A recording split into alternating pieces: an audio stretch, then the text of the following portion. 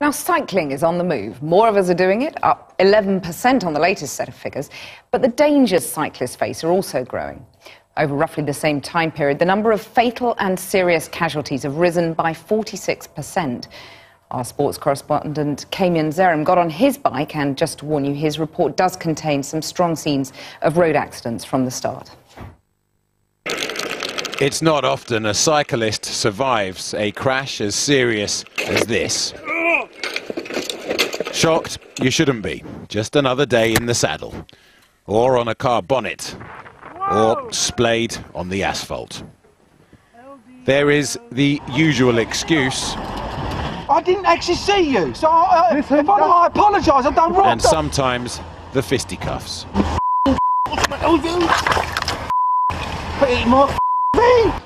The driver of this white van didn't even go to court for this assault. He was let off with a police caution.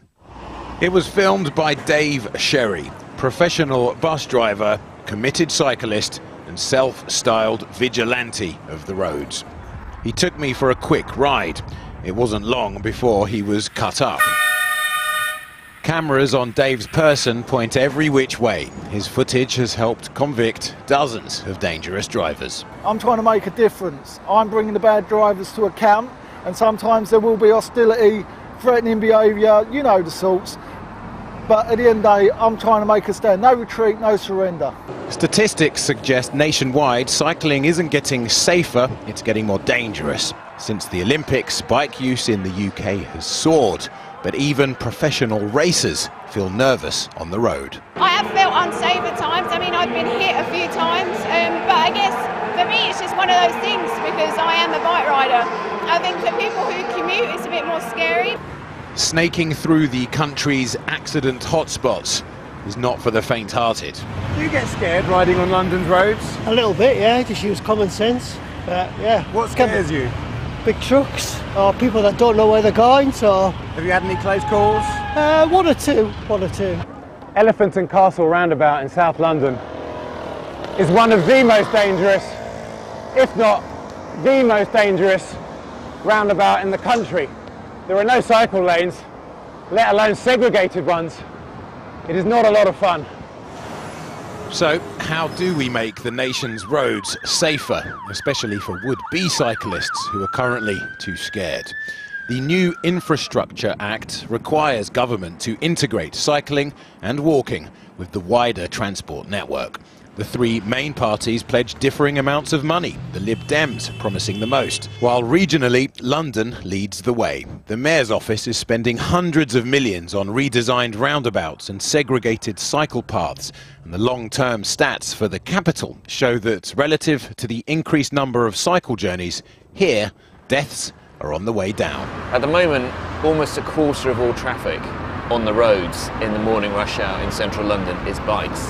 In terms of vehicle numbers? 24% of vehicles on the roads in central London in the rush hour are bikes.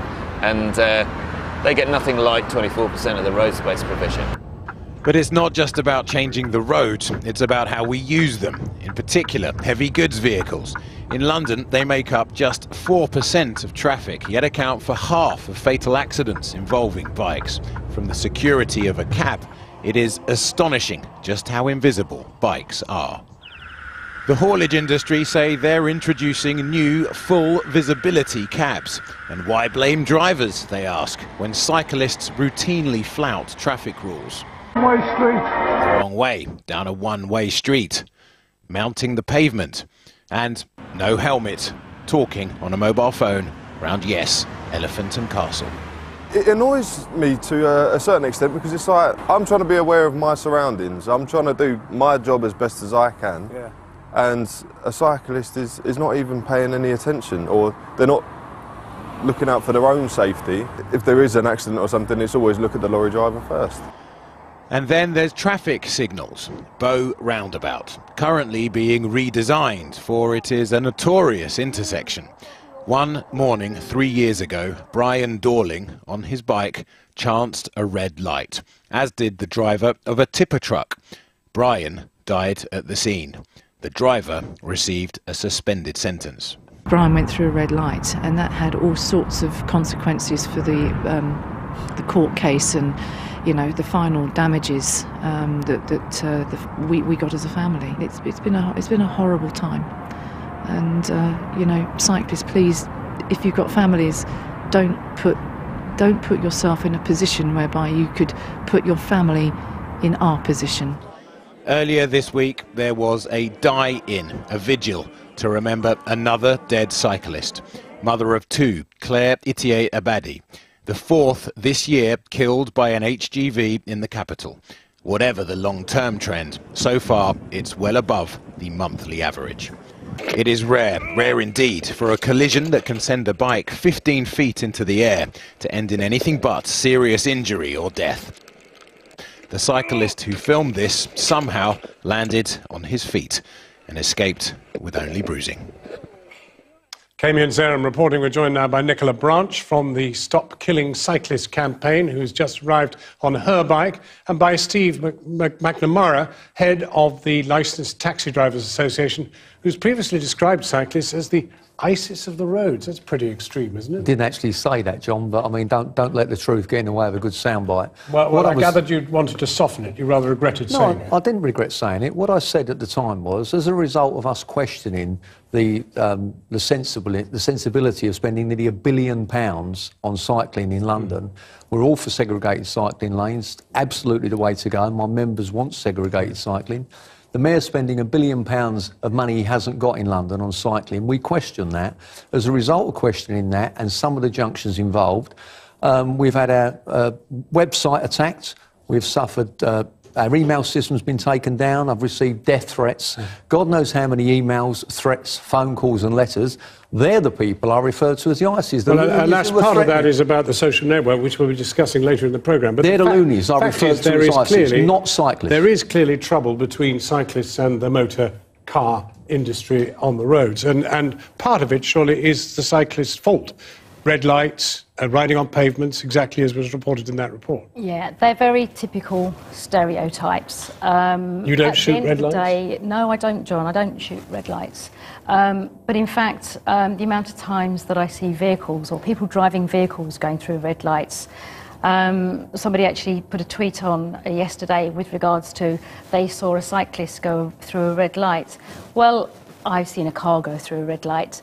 I know that if I was to be hit by a cyclist or to be hit by a car, I know what I would survive. But in truth, it's not the black cab that is threatening cycle safety. Above all, surely it is, in fact, trucks, and they represent 4% of the traffic on the roads. Correct. And in fact, as part of Stop Killing Cyclists, I'm one of the co-organisers of the vigils that you saw there. And those 4 people have all been killed by trucks, yes. Right. Well, let's pause it there, because you complain £1 billion is going to be spent on separated cycling, right? Wrongly. Yes, you complain that. Yep. But it would make your life so much easier if you didn't have to contend with cyclists on the road. And surely, actually, the villain of the piece is not the black taxi driver. It is the fact that there are too many private cars in city centres. What the problem is that cycles and vehicles don't mix. Right. You've got that agreement, haven't you? Totally in support. We are totally in support of segregated cycling. Well, hang on a minute. Let's just check. You don't agree with that? Well, it's not that we're basically people. You don't want segregated cycleways? I want protected cycleways, which is slightly different. I want the model that they have in Holland. Everyone thinks, oh, Holland, it's always been like that, but actually it hasn't been. In Holland, many children were being killed on the roads, and until the 1970s, when people on bicycles got together and they had their protests, their die-ins, and they stopped local authorities from functioning, that's when the changes were made, and that is what we want. That's the fundamental problem. The fundamental problem is London is the greatest city on the planet. We're competing with the likes of New York and Tokyo. You cannot implement a system in London identical to the one in Amsterdam or many small Dutch provincial towns. Holland is a great country, Amsterdam's a great city. Systems that work there will not work in London. We haven't got the road space for one. We've got... But it would have if you got rid of private cars, which would surely boost your fares. Look, if you're going to take cars off the road, I'm all for it. But let's be honest, that isn't happening. What is happening is that we need segregated cycleways. But contrary to what Andrew Gilligan told you on there, that cyclists make up 24%, what he's talking about is a cycle count taken on a spring April morning for 2 hours. Cyclists make up 2% of commuters in London. Cycling activists are batting way above their weight. So I'm not really sure where Steve has got his statistics from. I mean, I cycle. I'm not a fair-the-weather cyclist. I've been cycling in London for over 20 years. But in the end, throughout, you know, the winter, and many cyclists do. But and sadly, on the heels of a debate about the deaths of cycles, I can't get the two of you to agree that there should be totally segregated cycleways. Well, I want protected, but I would actually like Steve to come cycling with me. But I think Steve is too scared to come cycling with me. Many people are too scared. Let's leave that challenge in the air and we'll see whether he does. I'm going to have to pause you there because unfortunately we've run out of time. But thank you both very warmly for coming in.